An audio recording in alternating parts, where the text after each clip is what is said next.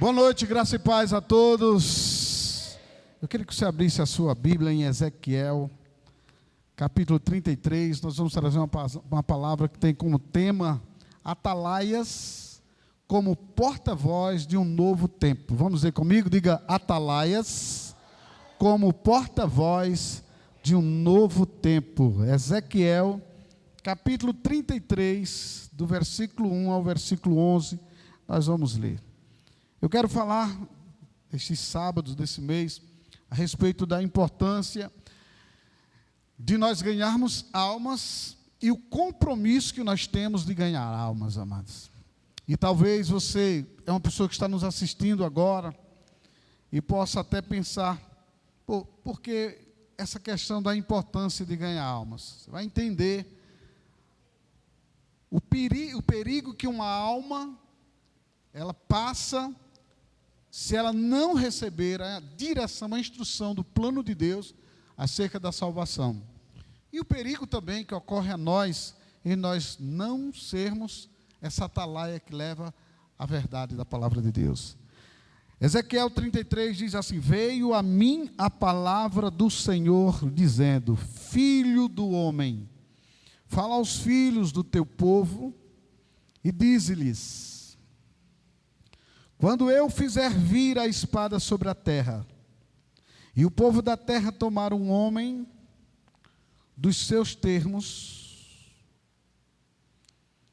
e o constituir por seu atalaia, e vendo ele que a espada vem sobre a terra, tocar a trombeta e avisar o povo, se aquele que ouvir o som da trombeta não se der por avisado, vier a espada e o abater, o seu sangue será sobre a sua cabeça. Ele ouviu o som da trombeta e não se deu por avisado, o seu sangue será sobre ele. Vamos ler isso de novo, versículo 5. Ele ouviu o som da trombeta e não se deu por avisado, o seu sangue será sobre ele. Ou seja, ignorou, né? Mas o que se dá por avisado, salvará a sua vida.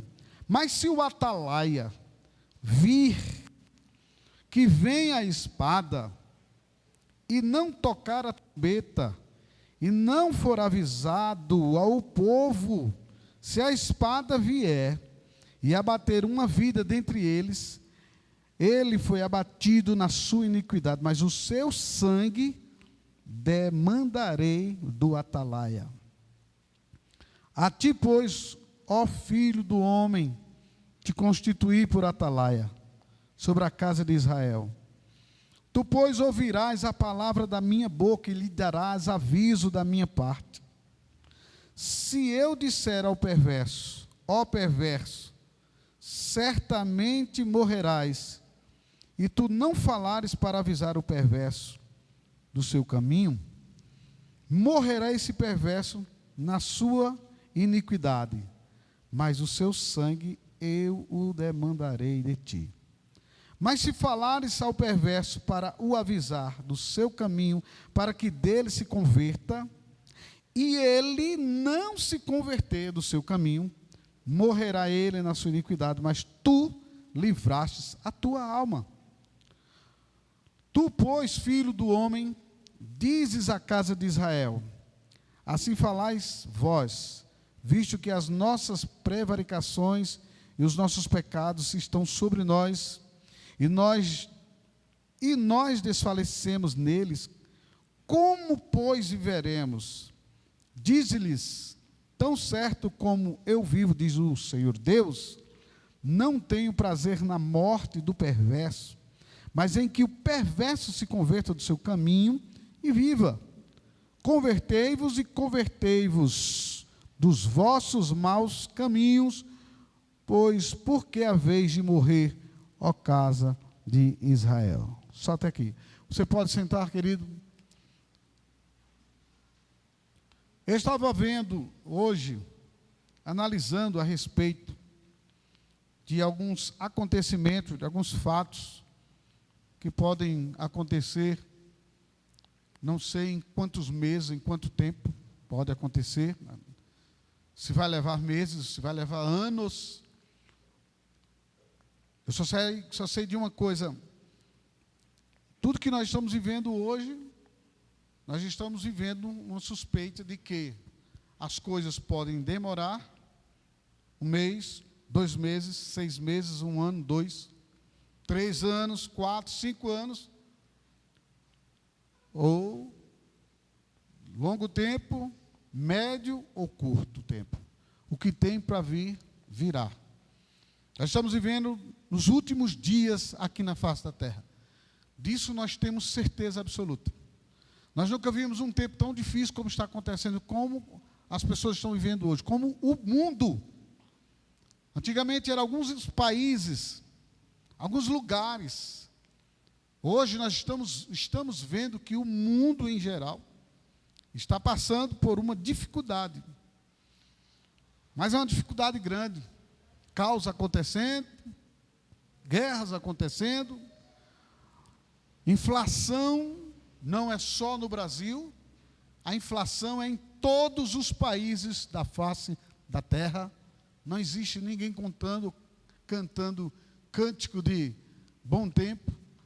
Nós estamos vendo, amados, que a cada dia a porquinha está apertando. E eu acredito que o Senhor está abreviando o tempo da sua vinda, da sua volta. Pastor, mas se Deus passar 50 anos para vir buscar a sua igreja, quem sabe sua senha chega bem antes da vinda dele. Então nós estamos alertando o povo de Deus a entender. Nós precisamos entender. Nós passamos por um tempo aqui na terra em que foi muito difundido a prosperidade, a conquista, a boa vida. Ou seja, nós podemos ver que a igreja, ela abraçou a teologia da prosperidade como uma coisa que, eu estando bem, não me preocupo com outro. Está tudo dando certo para mim, eu não me preocupo com outro. Algumas pessoas, a igreja, principalmente a igreja, ela abraçou a visão do crescimento financeiro. E a igreja foi esquecendo do compromisso real da igreja, que é o compromisso do ID. As pessoas estão tão preocupadas com o bem-estar que elas esquecem de si mesmas e elas colocam a própria salvação delas em jogo.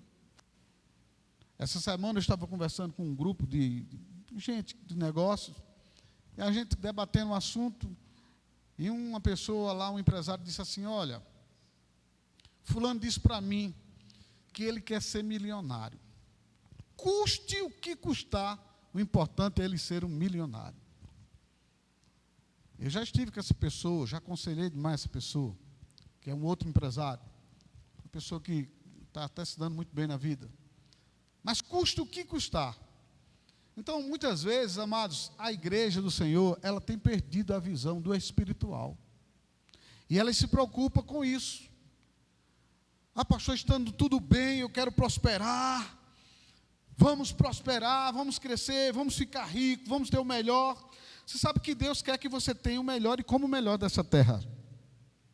Mas quando as pessoas começam se preocupando com o melhor desta terra, quando a igreja começa a se preocupar em ter, quando a igreja começa a se comprometer com o ventre e não com as coisas espirituais, é perigoso, amados. É muito perigoso. E sempre, o Senhor falava com Israel, alertava Israel sobre isso. Porque quando Israel estava indo muito bem, eles começavam a esquecer de Deus. Era uma dureza tão grande de coração, que eles começavam a se focar, ou a focar, começavam a focar, praticamente, até em outros deuses, amados. Vocês imaginam o que é isso? Você focar em outros deuses.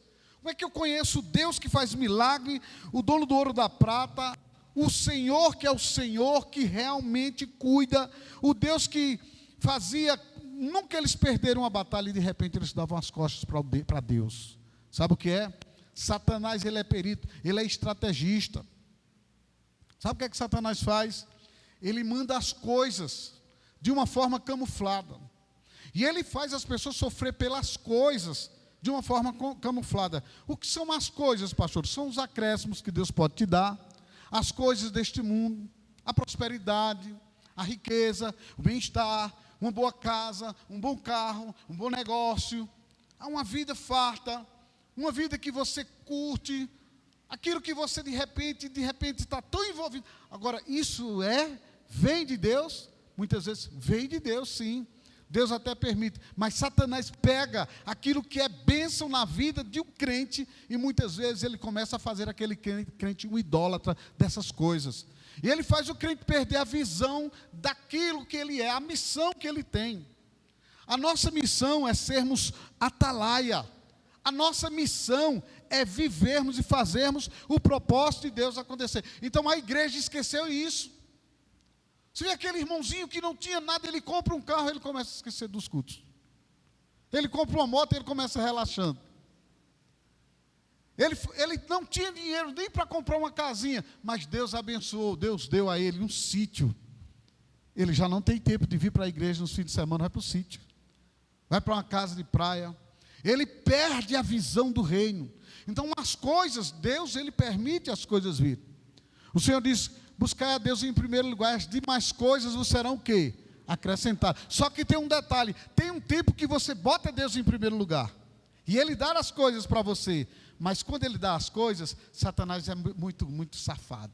Ele é estrategista, ele diz: bom, já que Ele tem as coisas, antes não dava para a gente derrubar Ele, ou iludir Ele, tirar Ele do foco com Deus, porque ele não tinha as coisas. Então ele orava muito, ele jejuava, ele buscava, ele se interessava, ele estava muito comprometido com Deus. Deus se agradou tanto. Como Deus se agradou? Deus cumpre a palavra dele. Botou em primeiro lugar, Deus diz: então eu vou te colocar as melhores coisas nas suas mãos. Aí ele diz: pronto, já que ele tem as coisas, vamos fazer com que ele se desacostume do relacionamento com Deus. E aí ele começa a sobrecarregar você. Tem um tempo, amados, que eu estava com uma vida muito difícil. Vou te contar a minha experiência para passar para você. Quem sabe que o conhecimento que você está tomando hoje aqui, você seja sábio e coloque na sua vida em prática. Porque o inteligente aprende com os seus erros, mas os sábios aprendem com os erros dos outros. Eu, com muita dificuldade, eu comecei ganhando dinheiro e comecei prosperando. E comecei sendo muito abençoado por Deus. Deus me via. Noites de orações, intercessões, fiel com Deus. E aí as coisas, mas irmãos, a minha esposa até brincava comigo, dizia: filho, quando tu ora muito, não precisa nem a gente se preocupar, tudo corre atrás da gente. Prosperidade, as bênçãos. Foi. E comecei vendo as coisas melhorando para mim. E eu comecei a relaxar com Deus. E eu faltava um culto e outro não. Por quê? O pastor chegava para mim e dizia: meu filho, eu não vi você na igreja, filho. É muito lindo, irmãos, quando a gente faz falta. Eu não vi você no culto. Você é um homem da intercessão e eu conto muito com você aqui nesse ministério. Porque eu sei que quando você ora, isso é lá em hora, Deus abençoa muito o meu ministério através de vocês. E eu conto com vocês na reunião. Nem que você fica lá no cantinho, mas está intercedendo, e eu sei que está. E aí a coisa pegava. Um dia, um culto e outro não, e ele me perguntava: por que você faltou, filho? Eu digo: pô, pastor, você está brincando, compromisso demais. Compromisso demais. Trabalho demais. Clientes demais. Muita coisa para fazer. Ele dizia: seja sábio, distribua. Pague outros para fazer. Dinheiro não é só para você. Mas eu não precisava faltar o culto. Eu tinha gente suficiente para fazer. Só que o relaxamento, muita luta. Quando eu vejo uma pessoa muito atarefada, eu estou numa luta, eu estou no estresse hoje. Eu digo: o demônio está trabalhando na tua vida. Eu vejo o demônio trabalhando literalmente. Porque a Bíblia diz que Deus não te dá riquezas, condições, trabalho, negócio para você viver numa forma em que você perde a paz, a alegria, vive estressado. Deus não vai fazer isso não, irmão. Deus coloca coisas nas nossas mãos para a gente saber administrar. Então, quando eu comecei muito ocupado, muita luta, ele disse, olha, Vaz, eu vou dizer uma coisa para você. Foi bem sério comigo. Cuidado para você não perder a visão. Quando a gente perde a visão, Deus, ele tira a mão. Deus, ele deixa você andar sozinho. E foi isso que aconteceu. E estava tudo muito bem. E eu comecei perdendo a visão, porque eu comecei muito ocupado, sem tempo para Jesus, sem tempo para nada, e uma coisa e outra, e foi a pique os negócios. Comecei caindo. Interessante que a gente se revolta com o Senhor. E um dia eu parei, eu disse, mas por que isso está acontecendo comigo? Só por uma coisa, porque eu estava parando do meu compromisso com Deus. E é assim que Satanás faz. Mesmo você tendo as bênçãos que Deus está dando para você, ele vai lutar e vai fazer tudo uma estratégia para a bênção de Deus. Para a bênção de Deus em sua vida se tornar uma maldição. Pastor, é possível uma bênção de Deus se tornar uma maldição? É possível, sim. Quando você pega aquilo que Deus está dando a você e perde o foco, perde a visão, perde a direção de Deus e pega aquilo que é de Deus e você canaliza da forma errada. E foi isso que aconteceu comigo. Trabalhando demais, luta demais, e eu comecei perdendo foco da oração, do evangelismo, de buscar almas para Jesus, de ganhar pessoas para Cristo. Fui perdendo o foco, fui perdendo a visão e achando que eu estava fazendo certo. E amados, ainda tem uns irmãozinhos que chegam perto da gente e faz, não trabalha não, vice? Está pensando que pastor vai dar tu, é? Não luta por tu não, tu está vendo que... Sabe quem é que vai trazer para a tua mesa? Ninguém, é tu. E aí, amados, eu fui perdendo a visão a ponto que eu perdi de novo quase tudo. Um atalaia, ele tem que ter muito cuidado. Nós somos essas atalaias de hoje. E eu não posso perder a visão do reino de Deus pelas coisas. Tantos planos, olha para mim agora, tantos projetos que você tem. Se Jesus voltar amanhã, não vou dizer nem hoje, amanhã, o que você fez para Cristo? Tantos planos, tantas ocupações, tanta luta que você tem. Se Jesus tirasse, recolhesse você hoje e fizesse uma entrevista com você, perguntando assim, como foi seu compromisso com os cultos? Os meus cultos, porque não são os seus cultos. Você não está aqui para render o seu culto. Você está aqui para render o culto a Deus. É dele o culto. É dele a adoração. E se ele lhe perguntasse, retirando você aqui hoje dessa terra, sua vida, como foi? Ele sabe como foi. Mas ele pergunta, eu estou fazendo aqui uma metáfora. Como foi a sua vida nos cultos da sua igreja? Você era assíduo? Qual seria a sua resposta para o Senhor? Quais seriam as suas desculpas para Deus? Na segunda-feira, por que você não vai a um ADC? Morto de cansado, Jesus. Eu chegava em casa morto de cansado. Mas filho, por que você chegava em casa morto de cansado? Trabalhando muito, né, Senhor? Mas desde quando eu dei trabalho para você, negócios, emprego, para você ficar tão morto de cansado, a ponto que você não tinha resistência para nada? E se Jesus pegasse você e dissesse assim, vamos fazer uma análise da sua vida aqui agora. Quantas horas você dorme por noite? Jesus, todo dia eu ia dormir de meia-noite, 11 horas da noite. Por que você estava lendo a minha palavra? Não, Jesus. Onde era que você estava? Estava na rede social. Estava passeando. Estava jogando conversa fora com os amigos até tarde. Que muitas vezes a gente faz isso e nem percebe. Nossa vida está sendo corroída. Esse dia eu estava falando com a minha esposa a respeito de dormir. Eu estava fazendo um curso e eu vi a importância de você ter as 8 horas para dormir. Para você atingir o seu sono, o REM, que é aquilo que você tem de lhe dar a capacidade de você memorizar o que você estuda, ter concentração no que você faz durante o dia, não ficar um dia morto, cansado. E Jesus dissesse para você: que hora você dormia? Jesus, eu dormia de meia-noite, tinha dia. Quando eu dormia cedo era 11 horas. Bem, que hora você se acordava para ir para o trabalho? Olha, eu pego de 8 e me acordava de 7. Então você ia dormir que horas? Em torno de meia-noite, 11 horas, meia-noite. Se você dormisse em torno de 8 horas por dia, filho, você tinha 16 horas. Nas 16 horas que você tinha de folga, trabalhando 8 só, o que era que você fazia durante o dia? Pensa só com você. O que é que você faz durante as 16 horas que Deus te dá? Pastor, eu trabalho 8. Beleza. 8 horas você tem livre. Nas 8 horas que você tem livre, o que é que você faz? Você faz algum curso? Você lê um tempo a palavra? Você tira tempo para a oração? Jesus chegando diante de vocês, dizendo como era a sua vida. 8 horas você dormia, beleza? Tinha 16 horas. Tá bom, meu filho? Tá bom. Quantas horas você trabalhava, filho? Eu trabalhava 8 horas. Nessas 8 horas, você tinha 8 horas livres. O que era que você fazia para desenvolver, para você crescer? Aí você não sabe. Porque é uma salada tão grande na sua vida. A mente está tão desorganizada, que nem você sabe como é o rumo da sua vida. Todos os dias, foi o que Deus me disse hoje, vocês estão perdendo tempo, filho.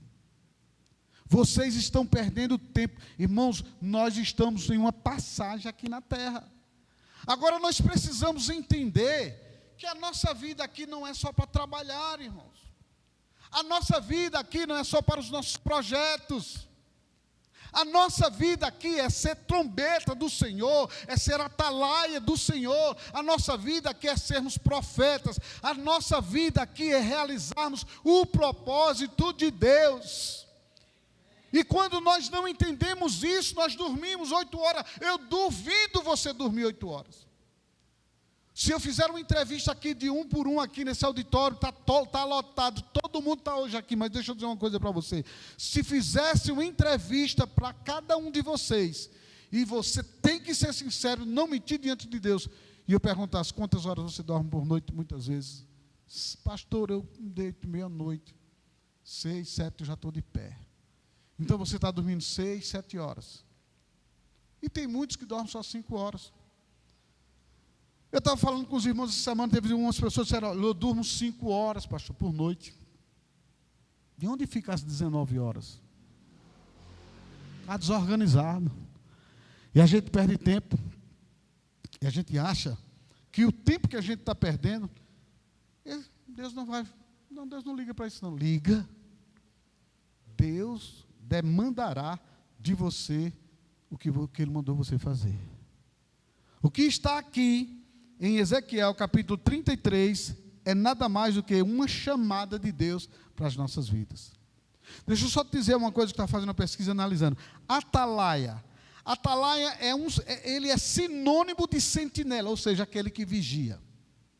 Antigamente, as cidades eram muradas e as atalaias ficavam em cima do muro, analisando. Uma atalaia tinha que ter uma boa visão, uma boa vista, para ver de longe se é inimigo, se é amigo, se é alguém de casa. E ficava em cima do muro, e, aliás, ficava o muro não era um muro feito esse da nossa casa, não. O muro era um muro que dava para andar, muitas vezes, dois carros para a gente nos dias de hoje, em cima do muro, tranquilo. Então os atalaias ficavam em cima do muro, olhando os inimigos. Atalaia não podia descansar. Atalaia era um vigia, que tinha que vigiar a casa onde ele morava, ou seja, a cidade. Tinha que estar no muro, vendo os inimigos. Qualquer poeira que se levantasse longe, o atalaia sabia que estavam vindo os inimigos. Todo inimigo sinaliza quando vem de longe. Todo inimigo, por mais que ele rasteje, ele iria, naquela época ele deixava um rastro da poeira. Então era fácil se ver o inimigo. Então o atalaia era esse, aquele que vigia. É um termo para designar também aquele que está em cima do morro mais alto. que está vendo, que está analisando. A ação do atalaia era guardar, a ação do atalaia era vigiar, tá certo? É tomar conta. Tomar conta. Diga, a ação do atalaia é tomar conta, é guardar. E você, diante de Deus, é considerado atalaia. Quem é que eu devo guardar? Caim, onde é que está Abel, teu irmão? Olha para cá agora. Abel, meu irmão, depois que Caim matou Abel. Onde é que está teu irmão, Abel? Por acaso sou eu o guardador do teu irmão, do meu irmão, Senhor? É assim, Caim. Você, em outras palavras, é um atalaia. Hoje aqui, nós temos esse compromisso. Nós somos atalaias. Não só para guardar aquele que nós ganhamos, mas também para ganhar aquele que o inimigo tenta arrancá-lo das mãos do Senhor. Ou mesmo matá-lo, aliás, antes do tempo. Então preste atenção. Atalaia em hebraico significa vigia, ou seja, o guarda, aquele que vigia inimigos que se aproximam. O atalaia ele não podia se desleixar, como eu disse para você, adormecer, porque o inimigo invadiria a cidade. Você, líder de célula, é um atalaia. Você, meu irmão, que ganhou outra pessoa, você é um atalaia. Nós temos um compromisso de guardar uns aos outros, de incentivarmos uns aos outros, olha para mim, de vivermos uma vida com Deus, comprometidos com Deus. Porque nós não sabemos, amados, a hora que nós iremos partir dessa terra. Vocês estão vendo esse mundo em paz, por enquanto? Não pense que isso vai durar muito tempo. Você viu, a Rússia agora já está ameaçando quem? Quem sabe? A Escócia. Bem pertinho. Distante para a gente acha que é longe, não.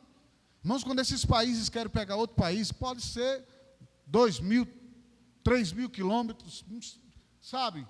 20 mil, 15 mil, ele não tem isso não. E a gente olha assim e diz, nós estamos tão bem, graças a Deus. Vamos orar ao Senhor para continuarmos bem.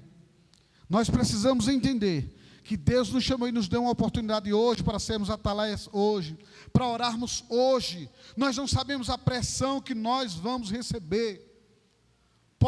Pastor, você está dizendo coisas que não, eu vim para esse culto para sair daqui otimista, pensando que vai... Deixa eu te falar uma coisa, amado.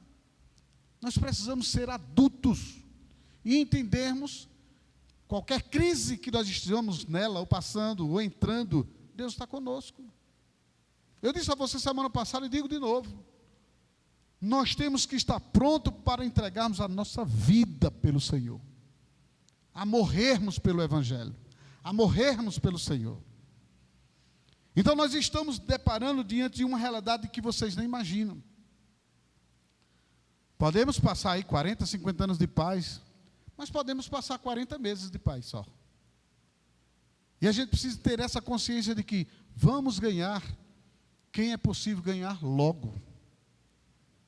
E como atalaia do Senhor, o Senhor nos diz que esses atalaias do Senhor, são aqueles que alertam para algo, aqueles que alertam os pecadores quanto à morte eterna. Os atalaias do Senhor, quem são eles? Aqueles que alertam e ganham como vocês, como os pastores que alertam no altar. E por falar em alerta no altar, preste atenção numa coisa. Na primeira década de 1940, o povo judeu, eles sofreram uma tentativa de genocídio. Olha que coisa, mais de 6 milhões de judeus sofreram e morreram em campos de concentração nazista. Mais de 6 milhões de judeus morreram. Você sabe quantos judeus existiam naquela época? Curiosidade.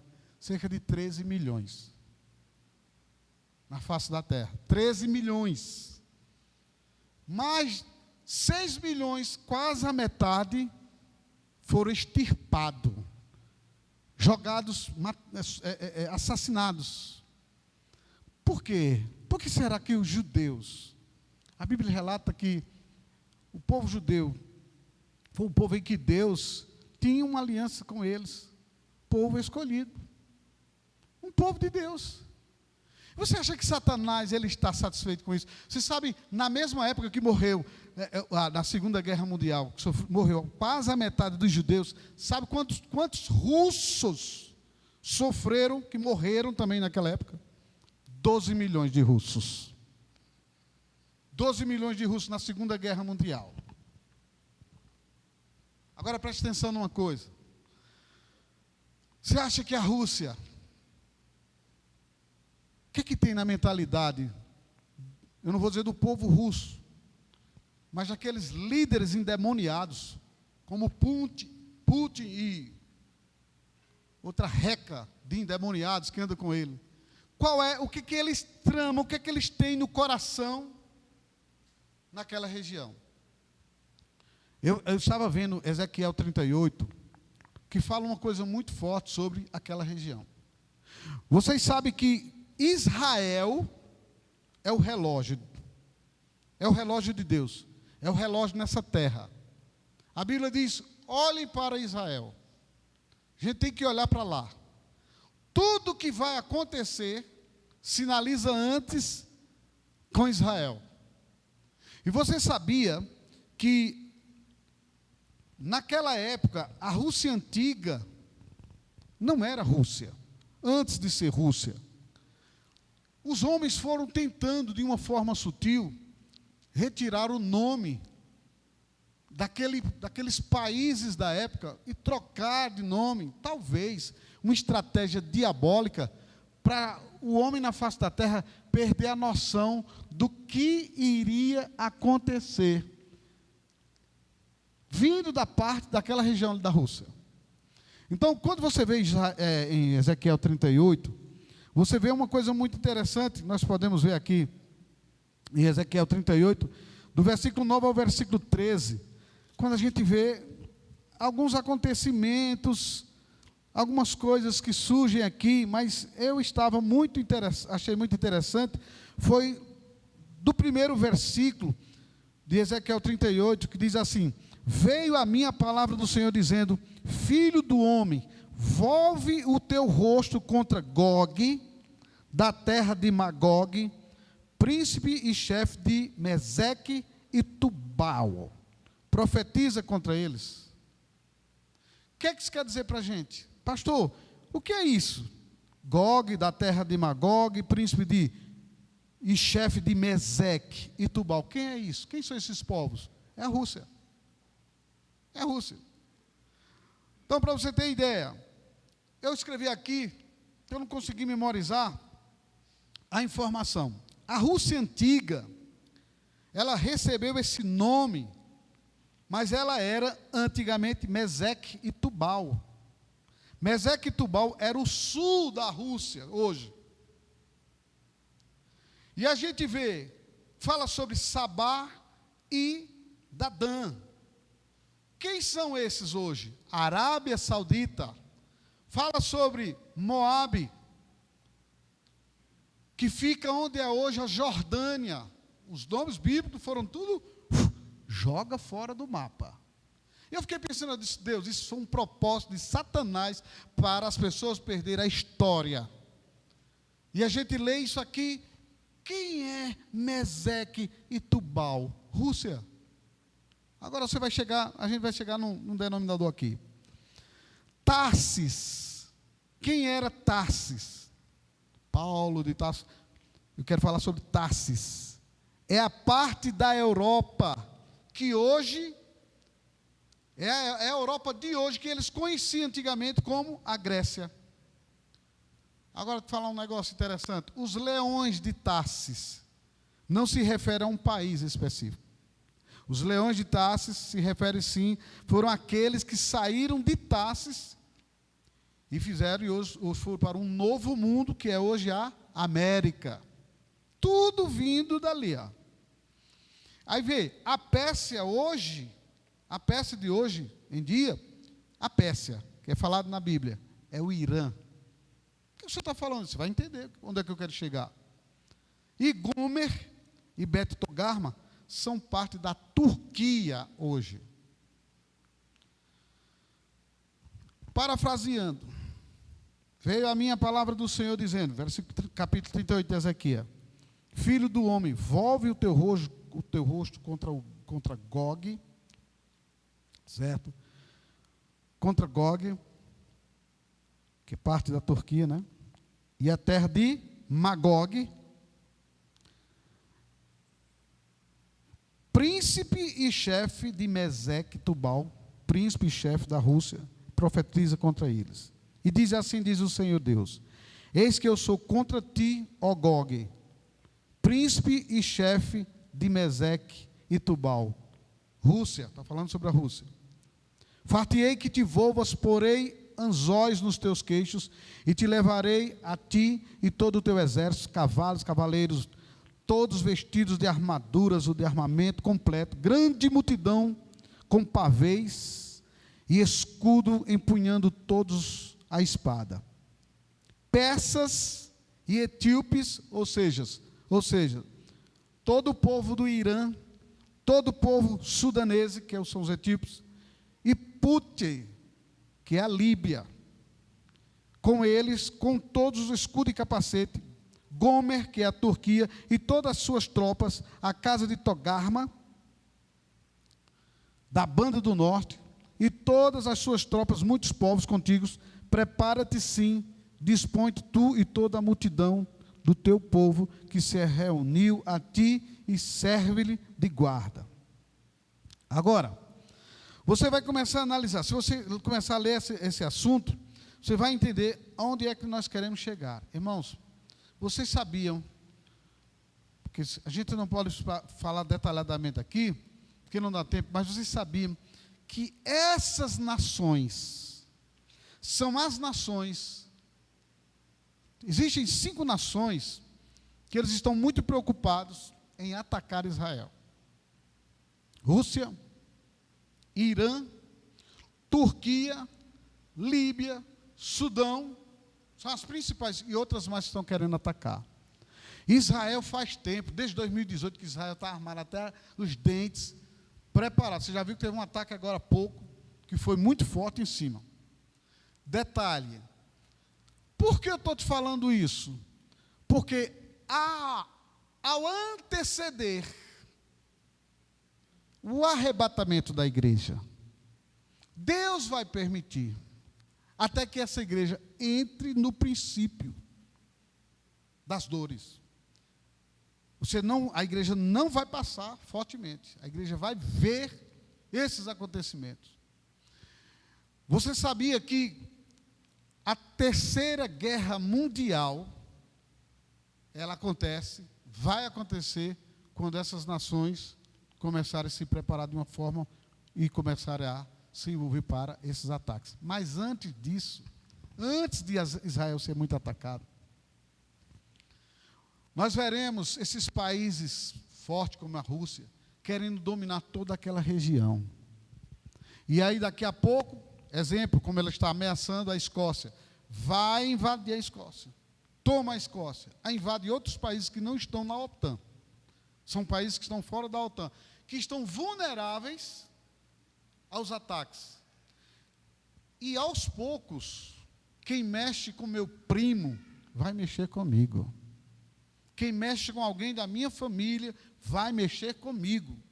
E vocês acham que esses países que estão sendo atacados não tem pessoas, influências de outras famílias, que são famílias das famílias que estão em outros países, mesmo eles participando em outros países?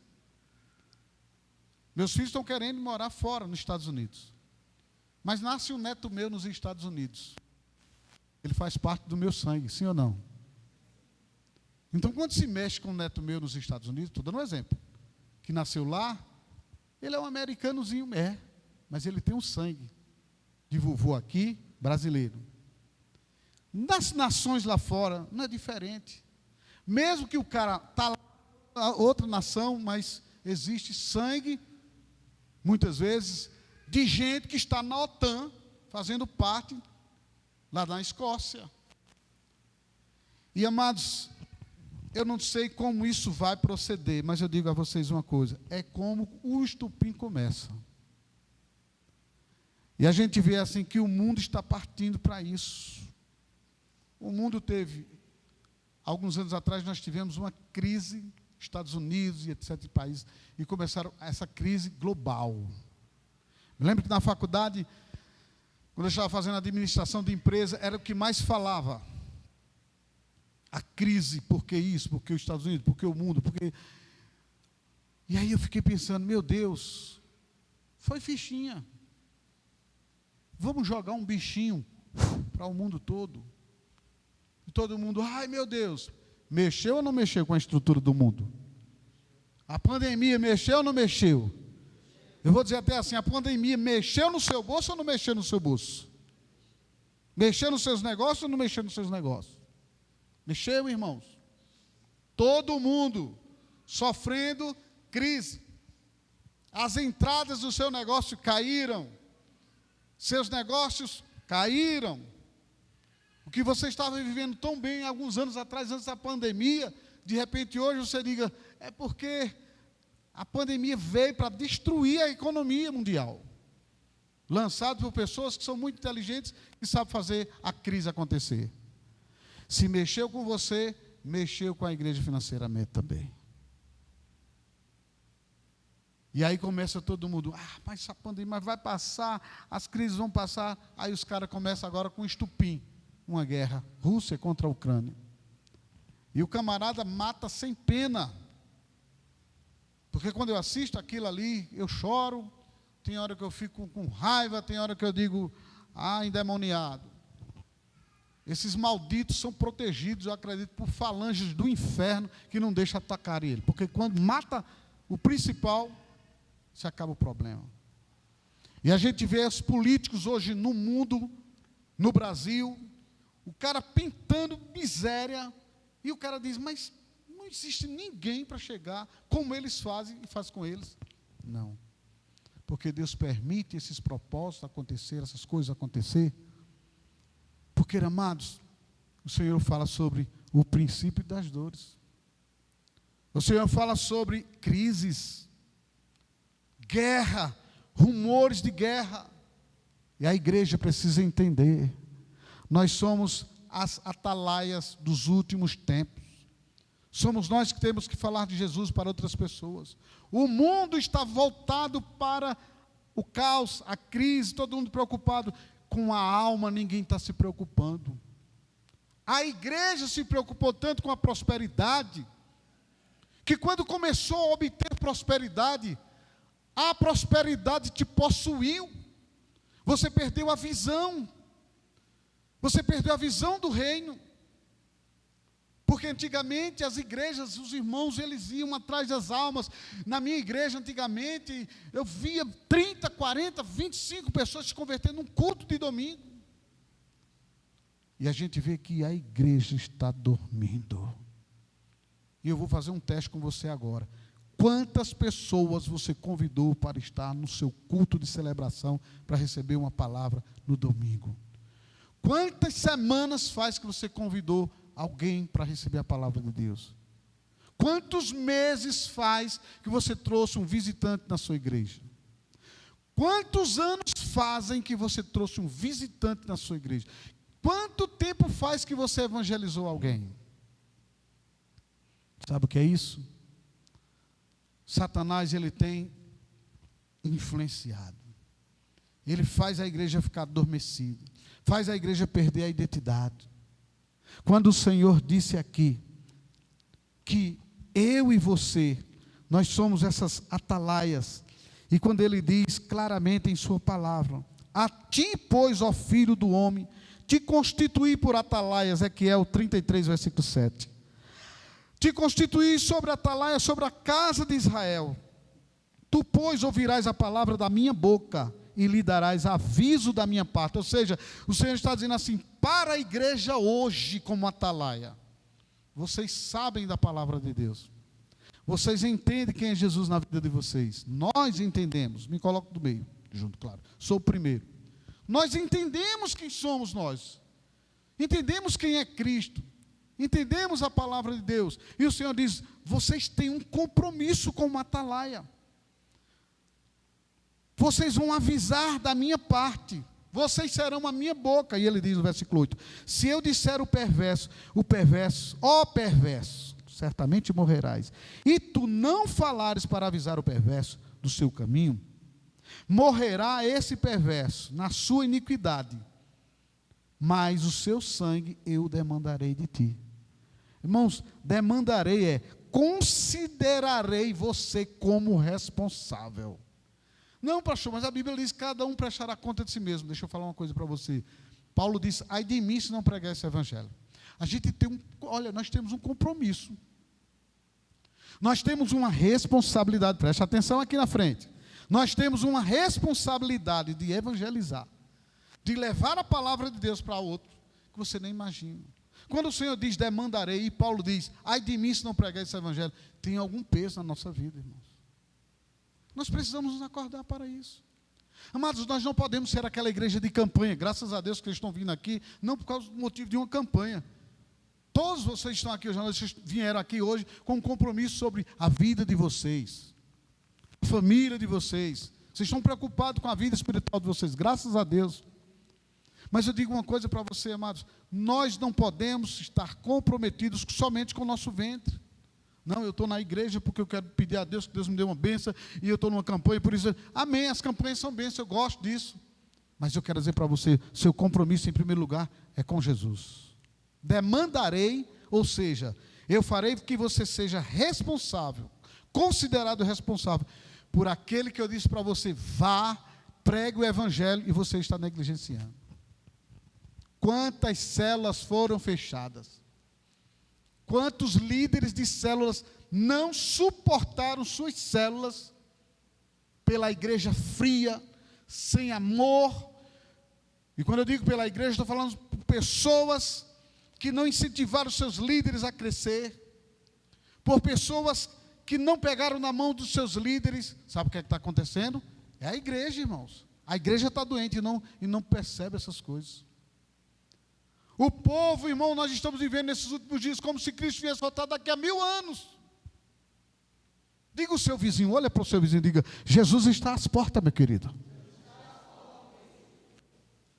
Amém ou não amém? E eu digo a cada um de nós precisamos abrir os nossos olhos para essa realidade. Porque o Senhor disse, vocês são atalaias hoje responsáveis pelas vidas que vocês devem pregar o evangelho. Como está a sua célula? Quantos novos foram para a sua célula semana passada? Essa semana, aliás. Como está a sua vida diante de Deus como responsável pelas almas que o Senhor disse, eu dei o meu sangue por elas? Quanto você está investindo nas vidas para elas virem aos cultos? Quanto comodismo existe da igreja, irmãos? Pais que não investem nos filhos. Como assim, pastor? Quando tu não vem para a igreja, pai, tu está investindo, desgraçando teu filho. Quando tu fica em casa assistindo um televisor com teu filho, quando tu fica em casa jogando com teu filho, lado a lado do teu filho, na companhia do teu filho, trocando um culto por outra coisa, tu estás acabando com a vida espiritual de uma criança. E que amanhã serão homens e mulheres frios. Sabe, gente, o resultado da igreja de hoje? Muitas vezes foram pais negligentes. Porque a igreja começou a esfriar e Satanás fez tudo para a igreja não perceber o esfriamento. Como, pastor? Voltou a igreja, o povo, para as coisas materiais. Voltou a igreja para os bens. Vamos levar a igreja à conquista. A igreja só quer saber. Eu acho engraçado, tem gente que chega perto de mim, mas fala sobre riqueza, e que vai ter isso, e que vai ter, e que vai ter, e que vou comprar, e eu vou fazer, e eu vou fazer. E eu fico só olhando, eu digo, eu quero ouvir ele ou ela dizer, eu vou ter para ganhar vidas, pastor. Pastor, o meu maior sonho é almas. Olha, se Deus me der um carro, eu quero que Ele me dê um carro para mim buscar pessoas, para evangelizar pessoas, para ganhar pessoas, para me envolver. Eu vou envolver meus bens para o Senhor. A maioria é Estou com o meu carro.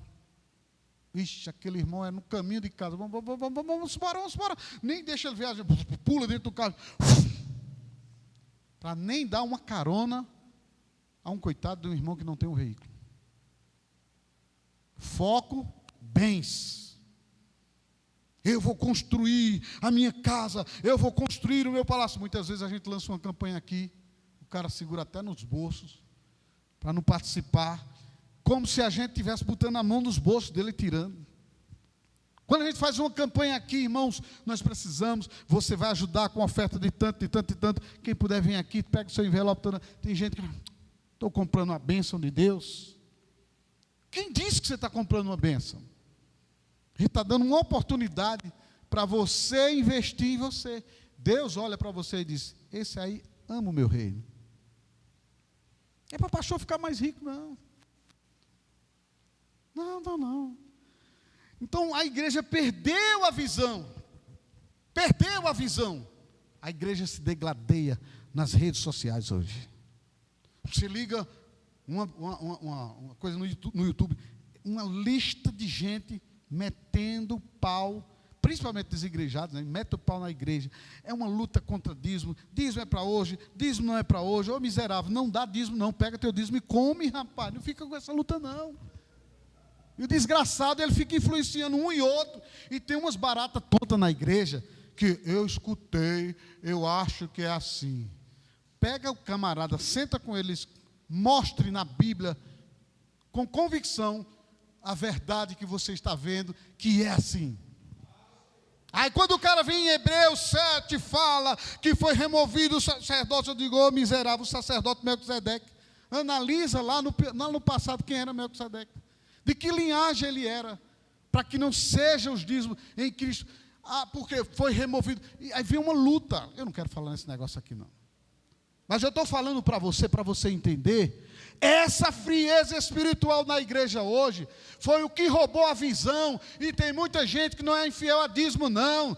Tem muita gente que não é infiel a oferta não. É infiel em horário de culto. É infiel, não ganha almas. É infiel, não soma no reino de Deus. Não está nem aí para nada. Começa o dia pensando em negócios. Termina o dia pensando em problemas. Dorme uma noite mal dormida. Nunca pensa no reino de Deus. Nunca pensa em promover o reino. Nunca pensa em somar numa célula. Nunca pensa em multiplicar numa célula, nunca pensa, sabe, em fazer o reino de Deus alavancar, só pensa em si mesmo, amados. Esses atalaias são reprovados. O Senhor disse, eu demandarei da tua mão. Eu demandarei da tua mão o sangue, considerarei você como responsável, como diz aqui no versículo 7. Pastor, mas eu sou salvo. Eu não vou chegar diante do Senhor e Ele vai me reprovar. Não. Demandarei, eu não sei nem que área. Tem áreas na sua vida que Satanás trabalha, porque assim como ele esfria, tira a visão da igreja de uma coisa e outra, ele começa a trabalhar sutilmente. Aí o cara entra em crise emocional, parece um doido. Aí o cara entra em problemas sentimental, casamento vira um inferno, a vida fica um problema.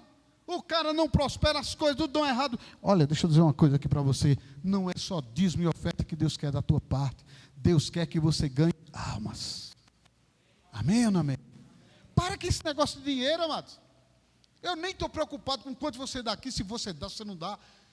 Eu não estou preocupado com nada, a minha preocupação é fazer o que Deus está mandando fazer aqui, chamados como pastores para edificar o corpo de Cristo, para fazer o povo de Deus entender que a maturidade é isso, é ganhar almas, é você fazer a vontade do Pai. Aí o versículo 8 diz assim, de Ezequiel 33, se eu disser ao perverso, ó perverso, certamente morrerás, e tu não falares para avisar o perverso do seu caminho, morrerá esse perverso na sua iniquidade, mas o seu sangue eu demandarei de ti, que é considerar você responsável. Mas o versículo 9 diz, mas se falares ao perverso, para o avisar do seu caminho, para que dele se converta, e ele não se converter do seu caminho, morrerá ele na sua iniquidade, mas tu livraste a tua alma. Vocês estão entendendo? Eu preciso fazer a minha parte. Eu preciso evangelizar. Eu preciso ganhar a minha família. O meu testemunho fala alto dentro da minha casa.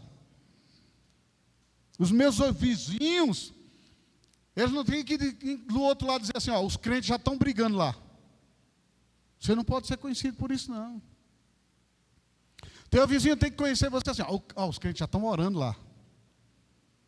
Olha, quando esses crentes começam a orar, dá uma paz aqui em casa. Lá eles estão orando, mas eu sinto uma paz aqui em casa.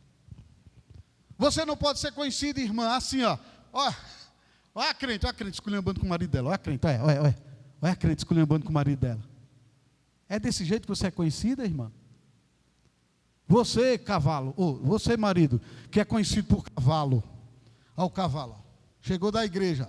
Ontem passou aqui com a Bíblia na mão, boa noite. Indo para a igreja, olha o cavalo lá, esculhambando com a pobre da mulher. E fulana, coitada, não pode dizer nada, porque se disser, aí é que a coisa pega. É esse o evangelismo? Essa é a família cristã que você tem. Essa é a família que Satanás está trabalhando nela, meu amado. E essa é a família que está dentro das igrejas evangélicas. O povo está vestindo máscaras. Irmãos, eu estava ouvindo a mensagem que eu preguei aqui a semana passada. Meu Deus, eu preguei aquela mensagem. Eu disse, Senhor, que palavra maravilhosa. Sábado, fez 8 dias hoje. Irmãos, eu estava ouvindo. Às vezes o casal está em crise. E ele diz assim, pastor, eu quero que o senhor vá na minha casa para resolver, porque está tendo um problema muito sério. E o problema foi aquilo que Deus tratou com você há um mês atrás, há uma semana atrás, há 15 dias atrás. E às vezes eu faço de propósito, eu não vou. Sabe por quê? Porque o problema que ele está vivendo ali, foi o que eu preguei há um mês atrás, que Deus me deu uma palavra. Foi uma campanha de família que nós fizemos aqui, pregando, mostrando, orientando, dirigindo. E aquela pessoa não quer colocar em prática. Meu irmão, você não vai ter uma família em paz, você não vai ter uma vida de prosperidade, se é porque você tem que viver essa vida de conselho pastoral, toda semana, todo dia, cuidando de vocês. Eu tenho que estar na casa de vocês. Eu tenho um amigo, amados, cara legal, menino novo, rapaz novo, a esposa dele, novinhos. E eu ficava olhando, achava lindo aquele jeito, aquele casal, uma maravilha. O cara botava os 2 filhos dentro do carro e saía visitando. E ele chegava, às vezes ele vinha aqui na igreja, a gente conversava, e ele dizia assim, negão, passei essa semana, eu gastei um tanque de gasolina, só visitando o povo. E eu olhei assim para ele, e eu disse para ele, ele não gostou. Eu disse, no dia que tu parar de gastar um tanque de gasolina, esse mesmo povo, que tu acha que é tão teu amigo, vão dar os pés pelas mãos, vão te acotovelar, eles vão te apunhalar pelas costas, eles vão te abandonar. Para você ser crente, eu não preciso estar na sua casa, toda hora, qualquer coisa, o que aconteceu, irmão? Vocês são adultos, é no altar que você está recebendo tratamento. E aquele coitado daquele amigo, muitas vezes passava o horário da comida dos bichinhos, meninos, muitas vezes o carro quente, não tinha ar-condicionado, e eu olhava e dizia, meu Deus, eu dizia, rapaz, tu está acabando com a vida dessas crianças, sério, as crianças estão em casa estudando, sério, vocês estão vivendo uma vida digna, uma vida digna, uma visita a gente tem que fazer, eu não nego uma visita a ninguém, mas fazer isso uma rotina, porque se eu não fizer isso, a igreja corre da igreja, a igreja foge, as pessoas deixam de ir para os cultos. Se deixam de ir para os cultos é porque não tem compromisso com Jesus. Se não tem compromisso com Jesus, não tem compromisso com o pastor dessa igreja. Se você é uma pessoa que só é crente porque o teu pastor vai lá, você nunca foi crente, porque crente é aquele que olha para o autor e consumador da sua fé. Amém ou não amém? Estou falando isso, estou abrindo parênteses para você, dizendo aqui, olha, eu não preciso ficar todo dia na sua casa para você se tornar um membro fiel desse ministério. Mas também estou dizendo para você, eu não nego uma visita, numa necessidade, sim, eu ajudo, eu dou conselho, eu varo noite, como eu faço tudo, irmãos. Mas eu quero dizer para você, sua maturidade não depende de um pastor que fica te bajulando, que fica toda hora. Teve um dia que uma senhora aqui nessa igreja, a pastora inocente, coitada, porque a pastora, eu nunca vi um coração tão grande. Minha filha, pastora, deixa a gente aqui, pode ir embora, vai cuidar do povo ali, pastor, vá. Como ela achando que a pastora estava sendo uma bajuladora. Aí minha esposa olhou e disse: você está entendendo outra coisa, meu filho. Eu estou vendo ali que fulano está precisando, ciclano está precisando de uma palavra comigo. Mas eu vim aqui para dar uma palavra para vocês rápido e sair daqui. Como se nós somos as superiores da igreja. Eu ia dizer uma palavra aqui feia, mas eu vou frear minha boca porque eu estou me pulindo dessas coisas. Respira, 10 segundos, passa a mão na barriga. Eu me revolto com isso. Esses crentes que, porque não tinha nada na vida, lascado na vida, saiu. Uma vida arrasada. Quando começa a ter alguma porcaria, começa ficando importante dentro do ministério. Aqui não se cria mais não, amado, porque eu bato de frente com você. Se você crescer nesse ministério, fique sabendo de uma coisa. Nós oramos, intercedemos, jejuamos, nós fazemos tudo. Hoje de manhã estava no jejum, na oração, dizendo: Pai, faz o teu povo prosperar, abre portas. E dentro desse ministério não se cria gente orgulhosa, porque com pessoa agora fala feito minha mãe, criou uma peinha, fulano está todo importante agora. Está tão importante que eles têm um grupinho deles. Eles ficam só em grupinhos deles. Amados, nós somos o corpo de Cristo aqui na terra. Quando a igreja perde visão de atalaia, se cria grupites dentro da igreja. É o grupinho de fulano, é o grupinho de ciclano. Mas deixa eu terminar a história do meu amigo. E o coitado, visitava um, visitava outro, e eu ficava olhando, o bichinho do menino, chega o rosto vermelho, sabe, do carro quente, muitas vezes passava aqui, começava 10 minutos e ia embora, que já ia para casa não sei de quem, não sei de quem. Eu digo: errado isso que você está fazendo. Leva essa criança para casa, teus filhos para casa, vive uma vida, anuncia na igreja como é que o que é ser um pastor, ensina a igreja a ter maturidade. Não, mas não sei o quê. Sabe como terminou esse ministério dele? Arrasado. Perdeu o ministério, perdeu família, perdeu tudo. A própria igreja das costas. A própria igreja das costas. Muitas vezes a pessoa ela pode até cair em um erro. Muitas vezes o erro, ninguém está aqui para passar a mão na cabeça de ninguém que está errando. Pastor nenhum errou. Tem que ser, na verdade, corrigido o erro desse pastor. E o povo apoiar, o povo ajudar para que aquela pessoa se levante, nem que vá-se embora viver em outro ministério, em outro lugar, mas a igreja apoiar, ajudar, não é a igreja passar por cima e matar, pisar, é um exército, como eu já ouvi falar, o único exército na terra que passa por cima daquele que está ferido, até matar. E o coitado do irmão, perdeu foi tudo. Perdeu foi tudo. Um dia a gente conversou, ele disse: fiquei muito triste, decepcionado com a igreja. A gente fica até revoltado. Não dá vontade de fazer mais nada para Jesus. É o que o diabo bota na cabeça de muita gente. Quanto mais você faz, mais eles não te apoiam, mais eles não valorizam, mais eles. Você tem que dizer: Senhor, eu estou fazendo para você. É por isso, irmãos, que nesse ministério eu vacino você. Aqui você não tem um pastorzinho para estar passando a mão na tua cabeça, sabe, te bajulando.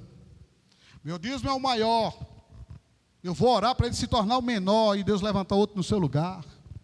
Porque a minha oração é essa: Senhor, faz aquele que está crescendo que cresça mais e mais, que ele tenha humildade do coração para reconhecer o que ele tem vem da mão do Senhor. Mas no dia que ele não reconhecer mais isso, Senhor, tira ele dessa posição e coloca em outro lugar na posição dele, porque Deus faz isso nesse ministério, ele faz, amado. Sabe por quê? Porque você não tem um pastor bajulão seu aqui, você tem um homem que fala a verdade para você. Agora nós estamos brincando de ser crente, não estamos evangelizando, não estamos preocupados com nada, e o Senhor falando na sua palavra: demandarei da tua mão, eu te considerarei responsável por aquilo que tu não estás fazendo. Seus cultos, num domingo, irmãos, pelo amor de Deus, uma negligência de culto no domingo que é incrível. Por quê? Fiquei em casa lavando os pneus do meu carro, lambendo o pneu com shampoo não sei de quê, e minha mulher teve que lavar isso, e aí você esquece de Jesus no domingo. Você tem o resto do domingo todinho, meu irmão. Sim ou não? Você tem o domingo todinho, você começa um culto aqui de 10 da manhã, 2 horas, vai até meio-dia. De meio-dia você vai embora, chega em casa 12h30, almoça o resto do dia. Dá tempo para você dormir, fazer tudo que você quer, mas negligenciar os cultos. Essa frieza espiritual é aquilo que eu disse para vocês, Satanás coloca na vida dos crentes. É muita ocupação, perde visão de tudo, e quando perde tudo, feito o meu pastor disse para mim, ou você se levanta contra esse mal que você está levando, é você que está ativando isso em você. Deus tem abençoado você, rapaz. Deus tem prosperado você, rapaz. Deus tem dado tudo de bom para você. Como é que você agora fica trocando os dias de culto, horários de culto na igreja, se ocupando? Roberval, Deus vai permitir que o devorador comece a trabalhar na sua vida. Ah, mas eu sou dizimista. Não tem negócio de dizimista não, amado. Tu está devolvendo o que é de Deus, e Deus já está preocupado com tua ninharia, com tua micharia, com teu dinheiro. Não, eu sou um dizimista. Não tem isso não. O Senhor está preocupado com você, é cultuar ao Senhor, é você estar envolvido, é você colocar o reino de Deus em primeiro lugar, é você procurar estar assíduos nos teus cultos, é você procurar se envolver com o Senhor. Jesus está voltando, e se Ele não voltar logo, o Senhor vai demandar de você, da minha mão, da sua mão, o que nós temos que fazer. Então a Bíblia adverte, existe uma aliança entre Rússia, Irã, Turquia, Líbia, Sudão e outros países, tudo se preparando para começar a mexer os pauzinhos para entrar. Eles querem Israel. E aí você pode dizer assim, mas os Estados Unidos e Arábias, eles não se opõem, eles estão em alianças, eles não estão nem se opondo contra essa união da Rússia, do Irã, da Turquia, da Líbia, do Sudão ali. Eles não estão preocupados. Antigamente eu pensava assim, mas os Estados Unidos protegem Israel. Sempre a gente fala isso, né? Eu estava analisando e vendo. Os Estados Unidos e a Arábia, eles não se opõem às alianças dos países que se opõem contra Israel. E eu quero dizer para você que, eu vendo esse negócio, eu disse, meu Deus, é pouca prestatividade que os Estados Unidos têm se preocupado com Israel em questão de guerra. Eles fazem aqueles discursos diplomata, sabe, bacana, como se, mas quando se mexe, meu amigo, quando se mexe na casa do vizinho, por mais amigo que seja do vizinho, para não entrar em confusão, o que é que eu faço? Dá licença. E é isso, amados, que a gente precisa entender. Já está tudo programado para a grande invasão em Israel. Israel está armado até os dentes. Tecnologia, mas não vai conseguir. Por muito tempo ela não consegue. É quando o Senhor intervém. Deus vai intervir naquela guerra ali. E a gente vai ver algumas coisas. A igreja vai se assustar. Alguns vão passar, talvez até morrer no meio dessas lutas aí. Mas eu digo a você uma coisa. Jesus não vai deixar a sua igreja passar por essa grande luta, essa grande guerra que vai destruir praticamente grande parte do mundo. A Bíblia diz, Jesus vai arrebatar a sua igreja.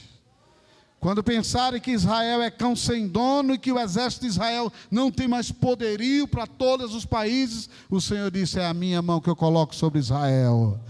Ela é a menina dos meus olhos. Olhai para Israel, o relógio é Israel. E amados, nós temos que entender isso. O pouco tempo que nos resta, atalaia que somos, prega o evangelho. Faça a sua parte. Lute, ganhe almas. Faça a sua célula se tornar uma célula linda, gente nova. Faça a sua célula crescer, crie liderança, líderes de célula. Procure trabalhar, meu irmão. Domingo é dia do Senhor, domingo é de você estar aqui nesse ministério. Respeito quem guarda lá o sábado. Se eu pudesse, eu ficava o dia todo de sábado aqui, a gente comendo aqui, fazendo pizza aí, fazendo bolo, passa o dia todo cantando, louvando ao Senhor, um culto atrás do outro. Mas muita gente não pode, eu também não posso. Mas no domingo, nós podemos pelo menos tirar o nosso tempo o tempo de dedicação ao Senhor. Que Deus abençoe a sua vida. Que Deus, o Senhor Espírito Santo falou com você, e você cuide para ter os seus olhos abertos. Atalaias, como porta-voz de um novo tempo. Que você seja isso. E que Deus olhe para mim e para você e diga: eis aí o meu filho amado, em quem eu me compraz. Você é fiel, filho, no pouco. Uma almazinha que você ganha e vai atrás e luta por ela. Essa alma vale muito mais que o mundo todo. Através dessa almazinha que você ganhar, vai se tornar multidões e multidões, porque você é esse multiplicador. Seja maduro, tenha maturidade. Sua dependência é no Senhor. Amém? Sua dependência é em Deus. É Ele que te dá forças para adquirir riquezas, para prosperar. É Ele que cuida de você, é Ele que te guarda, é Ele que protege sua casa, sua família. Tenha a fé que o Senhor é o Deus que vai transformar a sua vida. Se você entrou aqui, ou você está online, passando um momento difícil, de dificuldade, entregue-se ao Senhor. Diga: Pai, é hora de eu me entregar totalmente a Ti. Eu estava abrindo aqui hoje a casa pastoral e o Senhor disse: filho, eu quero algo mais de você. Eu disse: o que é, Senhor? Ele disse: procure o máximo de 100% de entrega. Se você acha que está se entregando, filho, está muito longe para o que eu quero. Eu quero mais de você. E eu passo para você essa palavra. Deus quer mais de você. Fique de pé. Diga 5 pessoas perto de você. Diga: Deus quer mais de você, meu irmão. Fale para outros. Diga: Deus quer mais de você. Diga ao seu irmão. Diga a ele: você é um atalaia. Você é um porta-voz desse novo tempo. Em nome de Jesus. Quem crê, dá um amém. E dá um forte aplauso e um brado de vitória.